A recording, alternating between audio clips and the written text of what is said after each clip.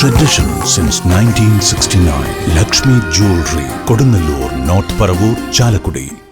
സതീഷ് ബലിദാന ദിനം കൊടുങ്ങല്ലൂരിൽ അനുസ്മരണ സമ്മേളനവും പുഷ്പാർച്ചനയും നടത്തി.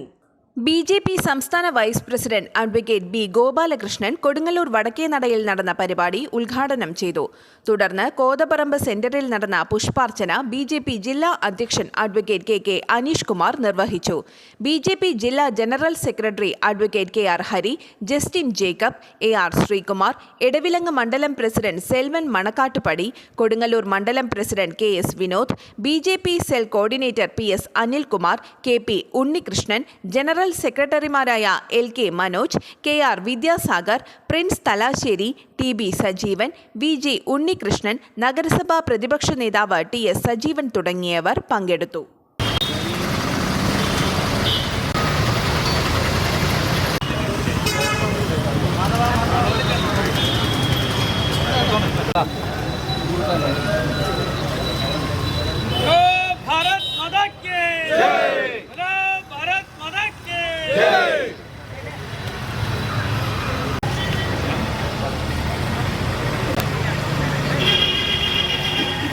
BJP പ്രവർത്തകരുടെയും ഹൃദയത്തിൽ തിളങ്ങിയും വിളങ്ങിയും ജ്വലിച്ചും നിൽക്കുന്ന മഹാസ്വരൂപമാണ് സതീഷ് എന്ന കാര്യത്തിൽ യാതൊരു സംശയവുമില്ല. ആ സതീഷ് ഉയർത്തിപ്പിടിച്ച കാഴ്ചപ്പാടിലൂടെ സതീഷ് ഏതൊരു കാര്യത്തിനു വേണ്ടിയാണോ പ്രവർത്തിച്ചത് ആ പ്രവർത്തനം പൂർണ്ണതയിലെത്താതെ ഭാരതീയ ജനതാ പാർട്ടിയുടെ ഒരു പ്രവർത്തകരും അടങ്ങിയിരിക്കില്ല എന്ന് നമുക്ക് ഈ സമയത്ത് സതീഷിനെ മനസ്സിൽ ധ്യാനിച്ചുകൊണ്ട് ഒരു പ്രതിജ്ഞയെടുക്കാം.